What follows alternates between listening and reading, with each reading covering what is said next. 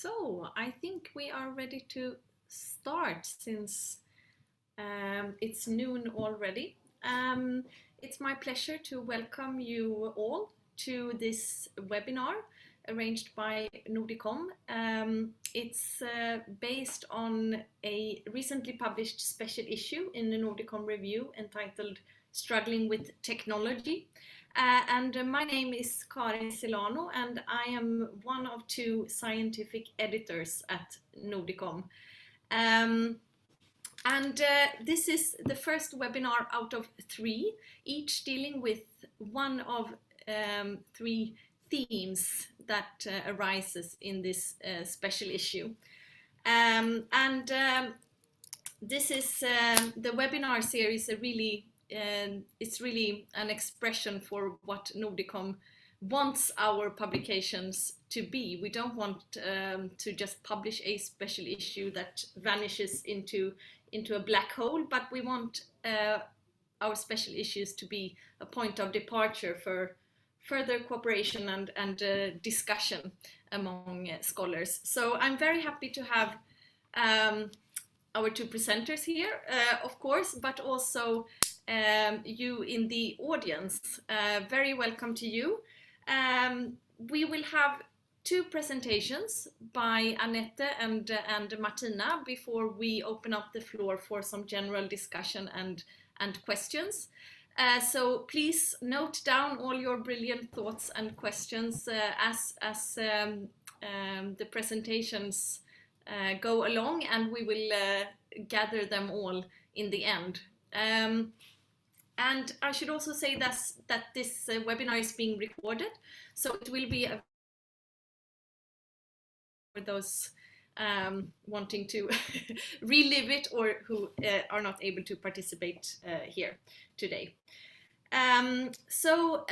We have 2 authors of 2 of the 3 papers dealing with eHealth here. So before I introduce you, I should just mention that the 3rd article, written by Line Maria Simonsen, deals with how technology affects communication between healthcare professionals. So that one is, of course, like the others, available open access online as well. But if no one has any more questions, I am very happy to introduce our first speaker of the day, Annette Gröning. You're an associate professor in media studies at the Department for the Study of Culture at the University of Southern Denmark, and you also head the Danish research project Digital Consultation, and you're the principal investigator of digital health.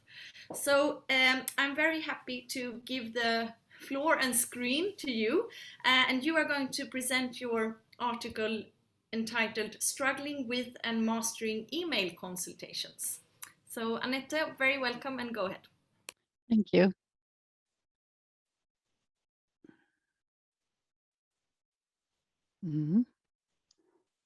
I hope you can see my presentation now. Yes, there it is. Is it the right mode? Thank you. Thanks, Karin. And thanks for facilitating this seminar. It's nice that we can have a talk here today. And as you just mentioned, my presentation is entitled Struggling with and Mastering Email Consultations. And this is a study of access, interaction, and participation in a digital health care system. And in Denmark. So I shall invite you into the context of the general practitioner, perhaps not exactly a place you really want to be, as this interviewee from the study stated. Well, you could say that I avoid going to the doctor as much as I possibly can, and then she laughs. It's not exactly a place I really want to be, you know.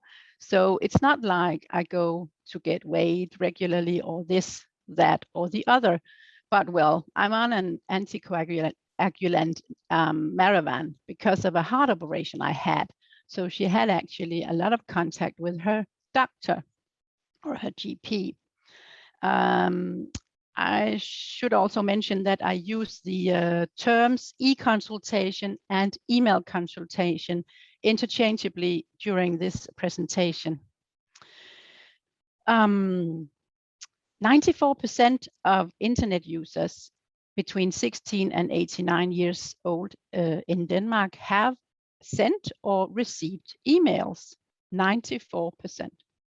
In addition, Denmark has the highest number of doctor-patient emails in all of Europe, placing it at the forefront of e-consultation adoption in the Nordic countries. Since 2009, it has been mandatory for all GPs to offer email consultations in order to, and I quote, support efficiency and quality through the digitalization of healthcare. End of quote. Last year, 21% of all GP consultations were conducted by email, corresponding to more than 7 million consultations. And the GP is, the remuneration for an email is around 6 euros or 45 Danish kroner. The basis for this study is an understanding of participation as a collective process through which participants become empowered in various ways. In this context, participation not only describes situations of direct citizen influence and power redistribution, it also reveals the so-called maximalist approach by Carpentier, which includes studying the various agencies and elements involved in the participatory process. Carpentier bases the concept of participation in democratic theory as a political process, stressing the importance of power in defining the concept of participation, which captures the distinction between minimalist and maximalist forms of participation, along with other power logics of decision-making. To enhance the conceptualization of participation, Carpentier divides the concept into 3 sub-concepts, and that's why the title is Access, Interaction, and Participation, because it guides my study here. The study for this article is based on 20 semi-structured interviews with 12 female and 8 male patients between 66 and 83 years old. A commonality of the patients who were interviewed was that they had all participated in email consultations with their GPs and therefore been successful in gaining access. A number of the patients interviewed felt that accessing the technology through the doctor's website was rendered more difficult by security restrictions. In other words, they struggled, but they talked about their struggles with a smile. One restriction, for example, is that passwords are only active for 10 minutes and are resent to the patients each time they need to access the system.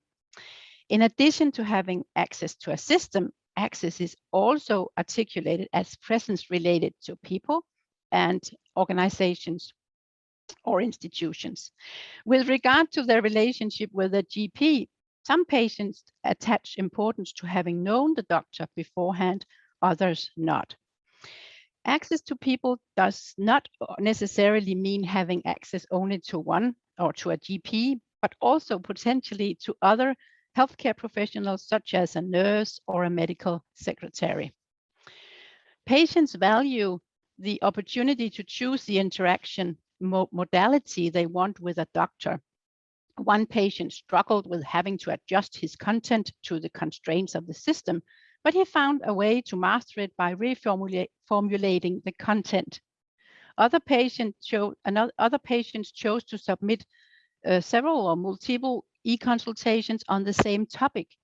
And some of these patients marked them with numbers 1 of 3, 2 of 3, 3 of 3, and so on.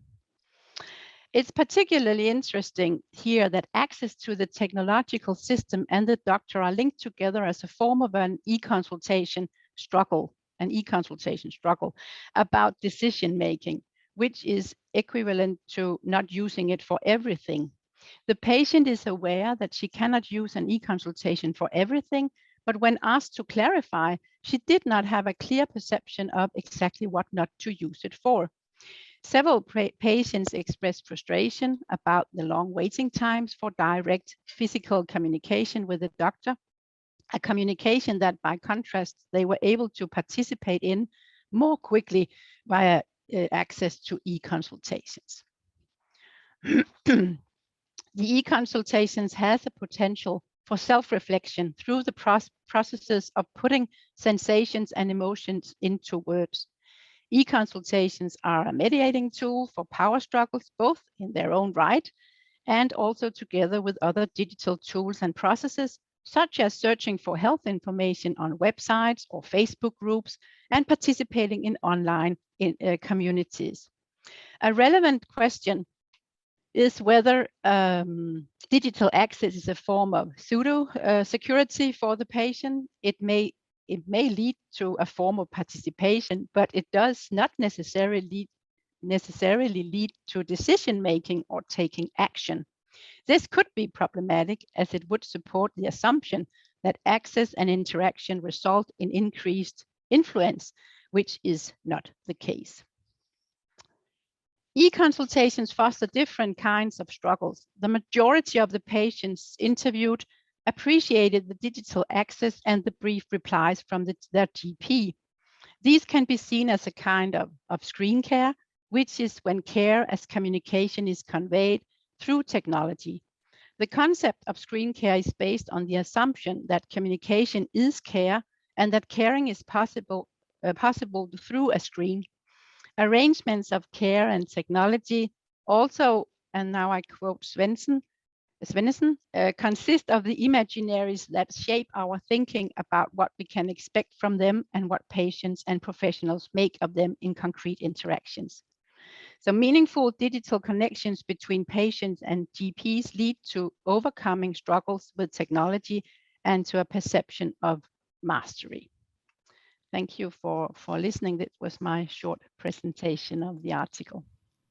Great, thank you, Annette. And before moving on to the next one, I would just like to take you up on, in your article, one of your conclusions is that, you know, this e-consultations or email consultations, they risk of sort of placing new obligations or new tasks on us as patients.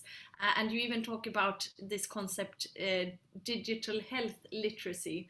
And based on your interviews, could you just briefly tell us sort of what does that concept entail? I mean, yeah, well, I think from a democratic perspective, it is positive that patients have this digital option for accessing and discussing with their doctor. But it is also, there is an implicit perspective of power in potential decision making with regard to also to be able to act and to be able to ask the doctor to take action. I mean,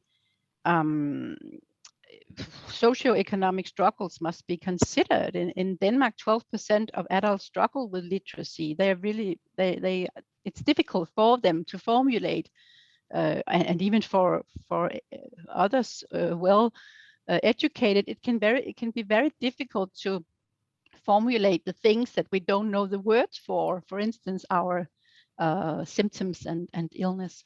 Yeah, and especially in this constrained format, right, of 500 signs or yeah. Yeah. Thank you very much. I'm sure we will get back to that aspect. Now it's time for the second presenter of the day, and that's Martina Skobeltrang-Manke. She's an associate professor in digital humanities at the Faculty of Communication and Arts at Roskilde University, and you're also a member of Digital Media Lab. And you have co-written an article together with Mika Nielsen entitled eHealth Platforms as User Data Communication. So now I give the screen to you, Martina. Very welcome.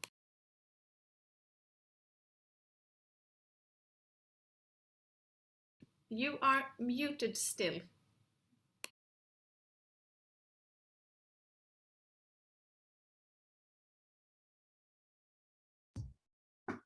Yes, I would like to present a paper that I've written together with Mika, who is an anthropologist working at the University of Copenhagen.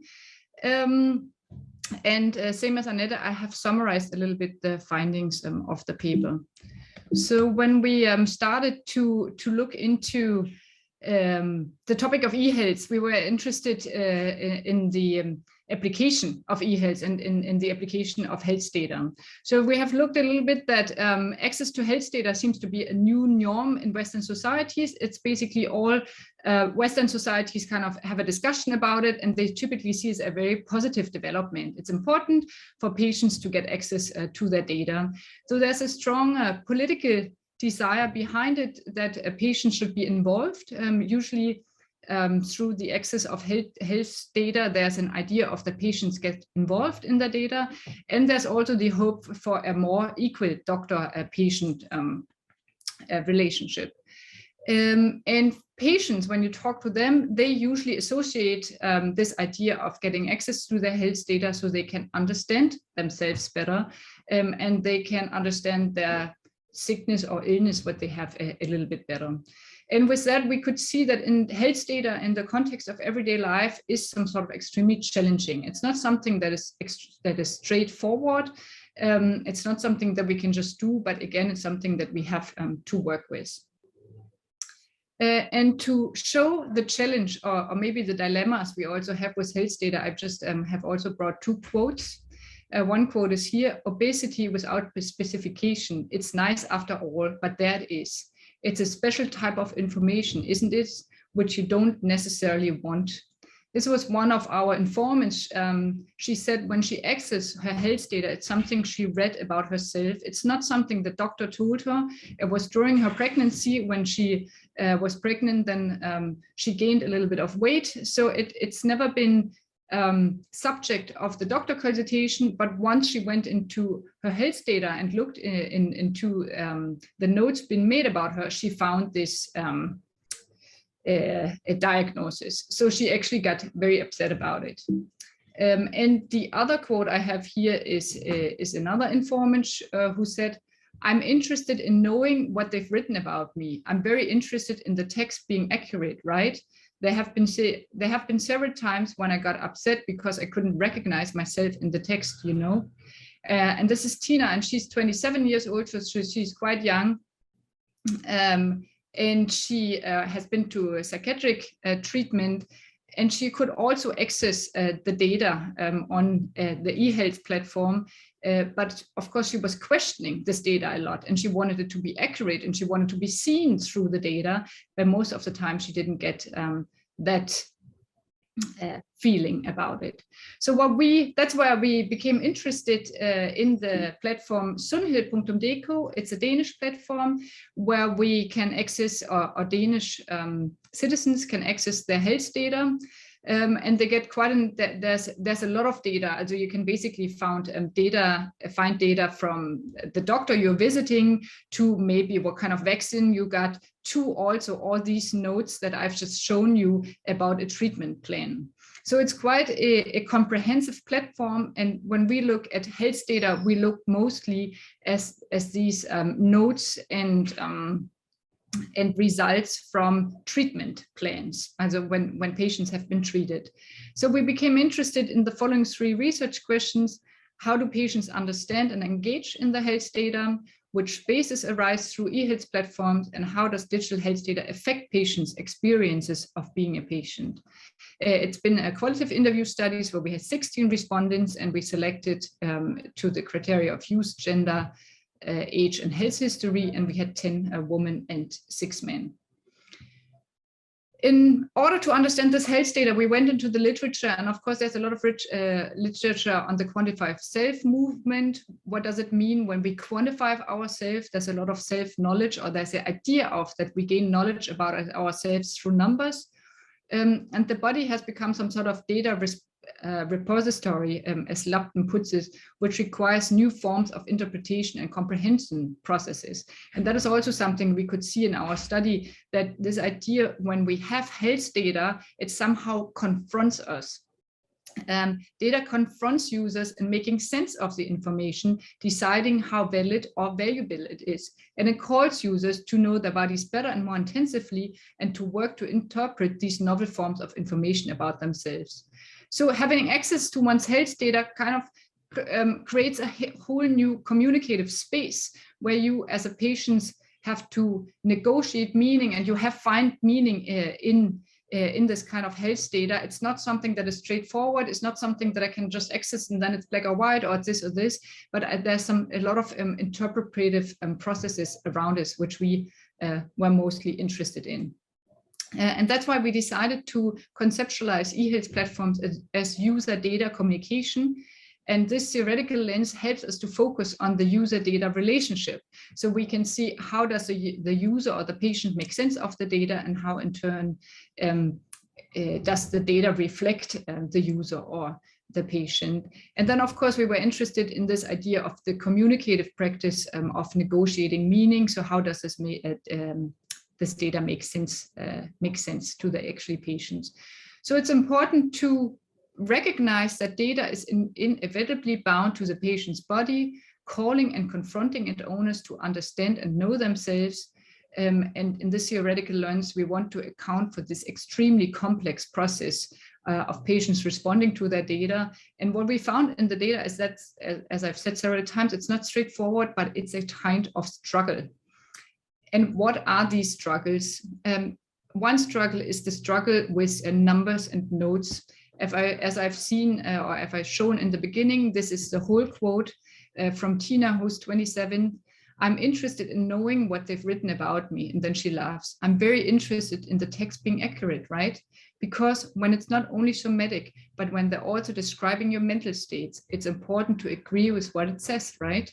I get sad sometimes when I think, well, that's not me, or it creates some frustration. And then at other times, it's just fine, right? But there have been several times where I got upset because I couldn't recognize myself in the text, you know? And there you can see that health data, or having access to notes about yourself, creates an extremely complex challenge for the individual patients, especially when they sit at home and when they access this data, because before you get it mediated between a doctor, or you get some sort of translation process, here you only get the notes, and then you have to find meaning in yourself. And as she says, she gets very sad about it. So it really affects her as a person, even though in the beginning, as I said, it's this political desire that we want to have patients access to their data. But then what does this data do with the individual and with their understanding and their identity? And that is something we don't know so much about, and that is one of the struggles they're struggling with. Our data shows that they struggle less with numbers. So if there's, for example, a blood test being made and there's some sort of numbers they show, then this seems to be more accurate because there's more an idea this is some sort of fact. But especially if it's a note that people read about themselves, then they get challenged in how to interpret it.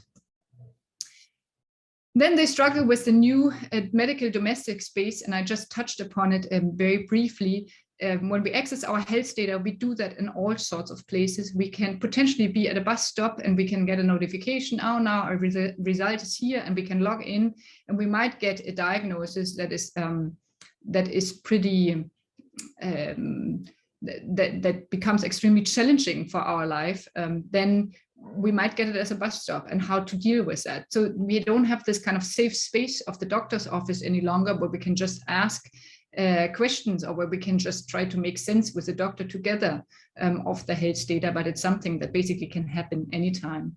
So an extremely important, and there's a lot of personal interpretation processes. So the patient is basically left alone to interpret this medical data, and that's where they have to navigate between some sort of control, because all patients basically were very positive about access to data, but then also handling the uncertainty, because you never know what kind of data you get. And here's another quote from Marianne. She was 70 years old and she was in cancer treatment. She said, when I got my first chemo, and then I read the journal notes that there was a Richter's transformation, that meant the prognosis was bad. And that, of course, I was a little shocked by that Richter's transformation, there was uncertainty about whether it was a kind of cancer I had or not. And that is what I said also before, that a lot of our informants, actually, they got that diagnosis through the health data, or through getting access to the health data, and not necessarily because the doctor has said it. And the last struggle, or not the last, but the third struggle we have been seeing in our data, is the struggle with expectation. where patients have a lot of times very different expectations to the health data than maybe doctors or the medical system had.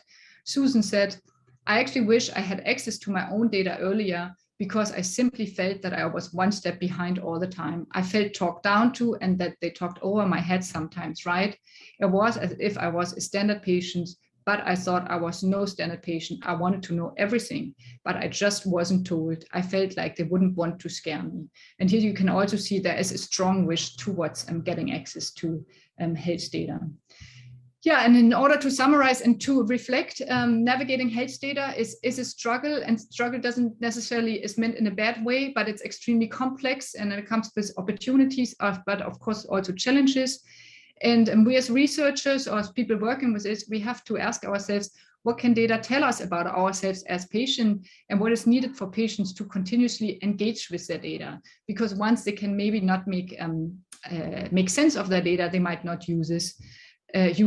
And in order to sum up, we have found the three struggles in relation to making sense of the data, struggles in relation to new medical domestic spaces, and then struggles in relation to negotiating expectations, because very often the health data reflects the medical system, but it does not at the moment reflect the patients as an individual. Well, thank you very much. And oh, this is great. There's even a link to the open access article for those of you who want to read it in full. And I think it's what I really found interesting with this study, Martina, is how you, and you already touched upon it a little bit, the sort of tipping points in the data, that you find that, for example, interpreting numbers or very, I don't know, black and white or results, that wasn't that much of a challenge, but once you have sort of more complex kind of information, it's more difficult. I mean, could you reflect a little bit more on those differences and what the implications could be? Yeah, I think that's also maybe also what we also have experienced ourselves. We have all been patients at some point in our life, that somehow when it becomes a medical fact, and that's also where the medical field kind of uses very specific methods, then we can agree on it. We can say, okay, your blood pressure is 3.8, and then we could put that on a scale, and then we can talk about that.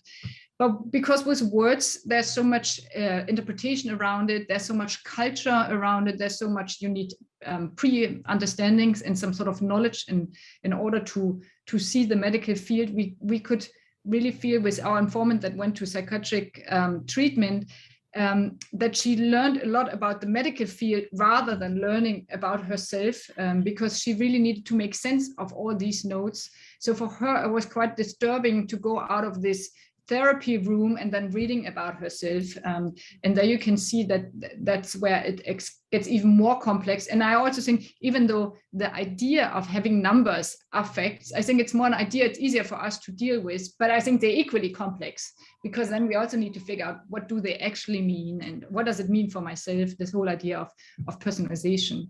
And it's also so relational, right? I think that comes through a lot in your article, Annette, that some of your respondents, they said that, no, we know each other, and he can have this kind of almost joking tone. And I mean, that's also something that adds another dimension. But now, thank you very much. I want to invite the audience to engage, because if you are here, it means that you have something interesting to say. We were very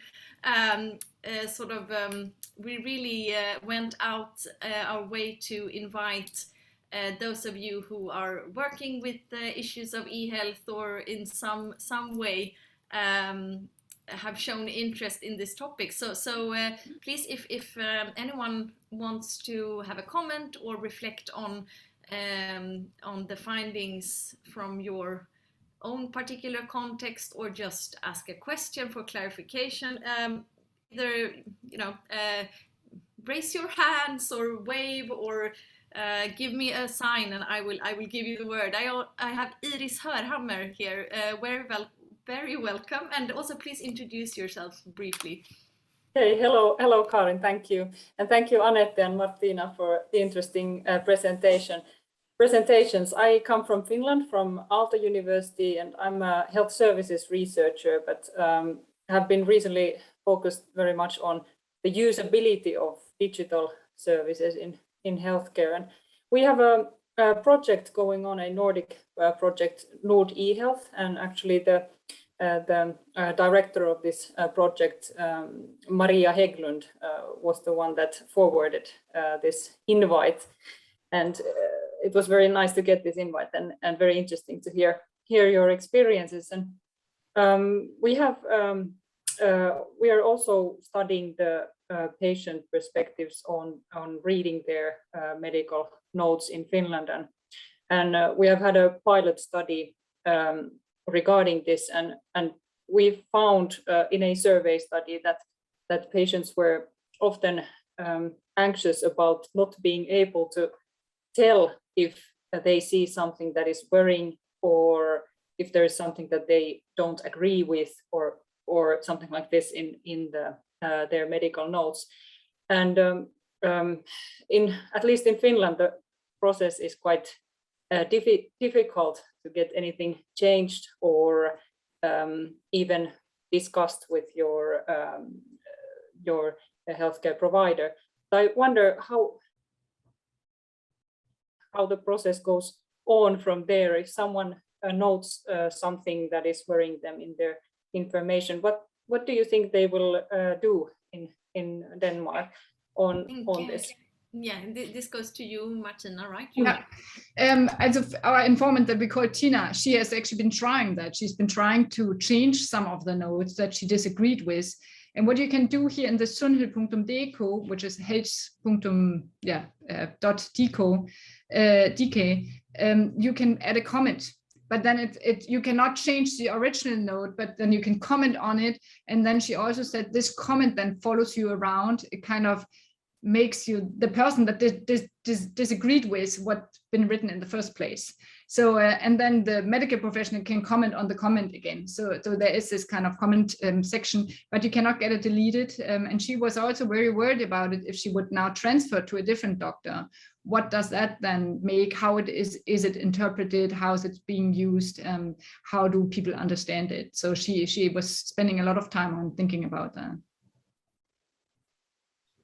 Great. Would you like to add something, Annette? Or yeah, I just want to add that it's very interesting about the numbers and the figures, because in the emails there are also a lot of numbers, but it's much more dialogical, of course, because you can interact. I mean, you can answer back to your GP, I really don't understand this, please explain, or can I book a visit in your clinic? So it's two different way of keeping data, such as numbers and specification, but it's interesting because some of the content is very much alike the same.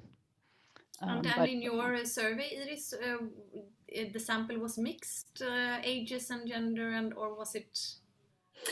The survey was, or anyone using the portal that includes your EHR information was invited to respond. But we, of course, the users tend to be a bit older because they also attain more care from the healthcare system, so they tend to be older. But the respondents were perhaps even a bit older than the average user of the portal, and there were a bit more women than men. But other than that, it was basically anyone.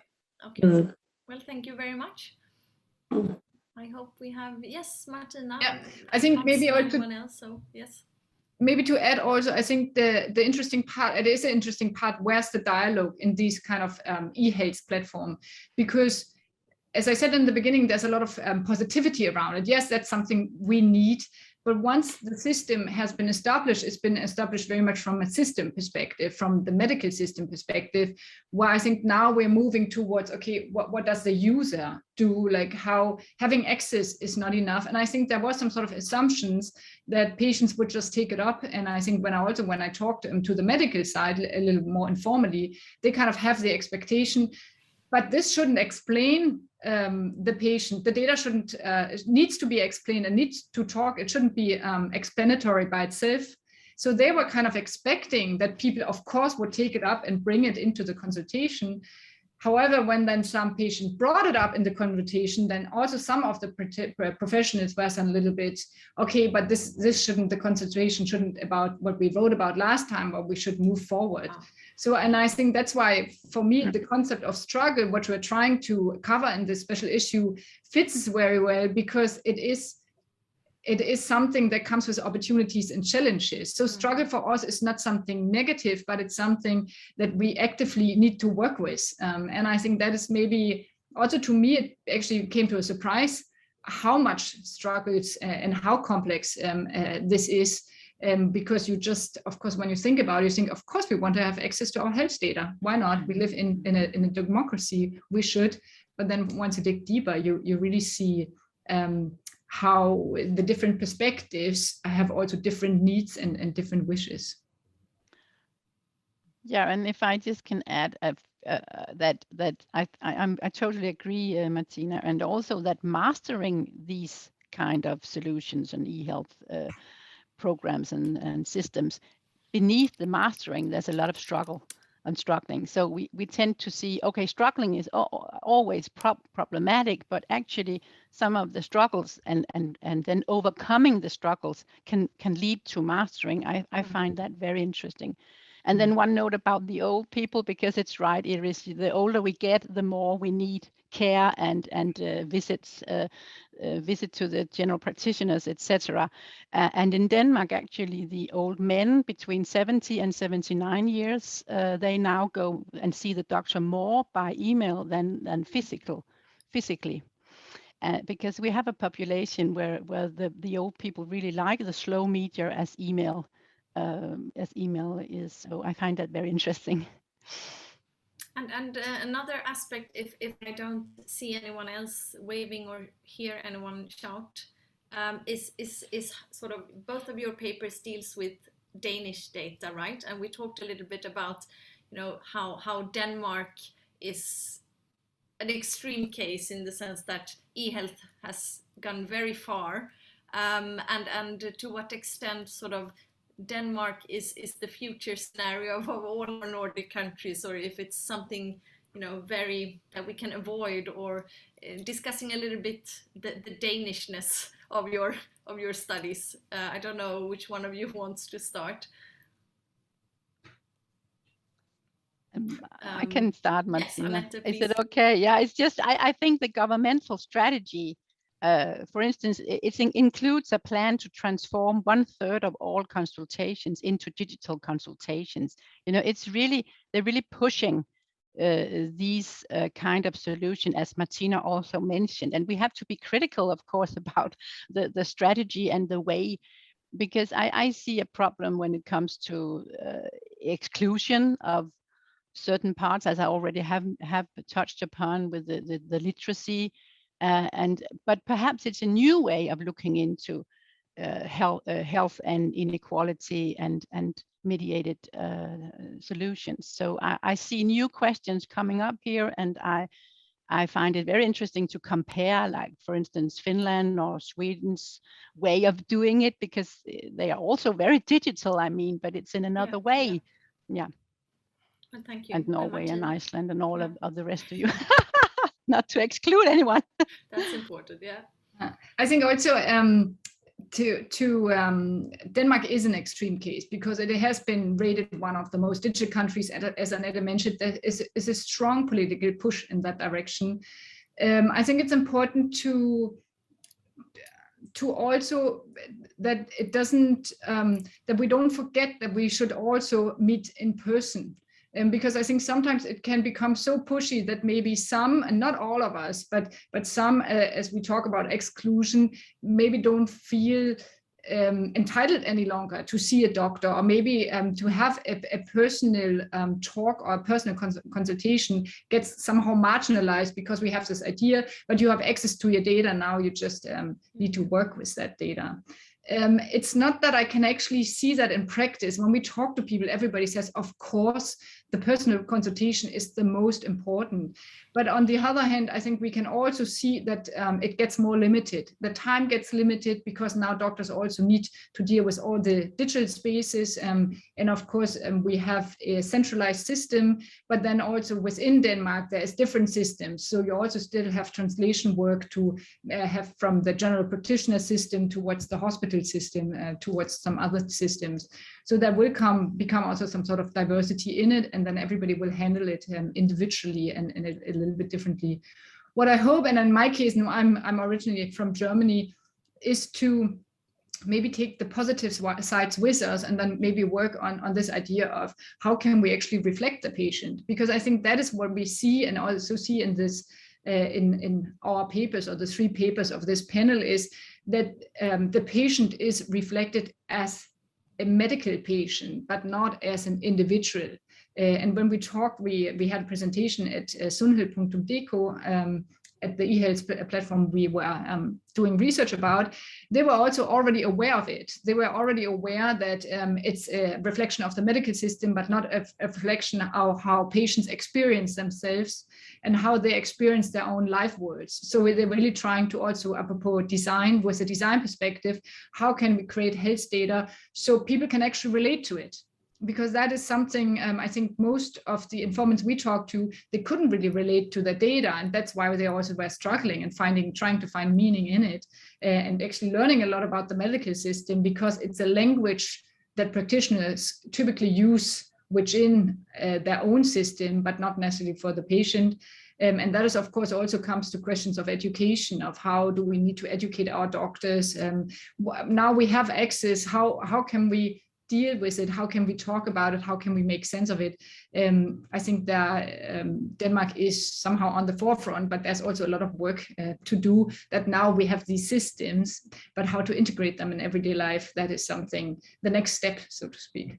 And again, we get back to this sort of new type of literacy or new type of skills, right? Not only for us as citizens and patients, but also for the professionals, that they need to write in a way that, you know, doesn't make anyone feel marginalized, but of course should be medically correct. And so I would really like to, we have a couple of more minutes, so if anyone else participating or listening wants to add something or just ask a question or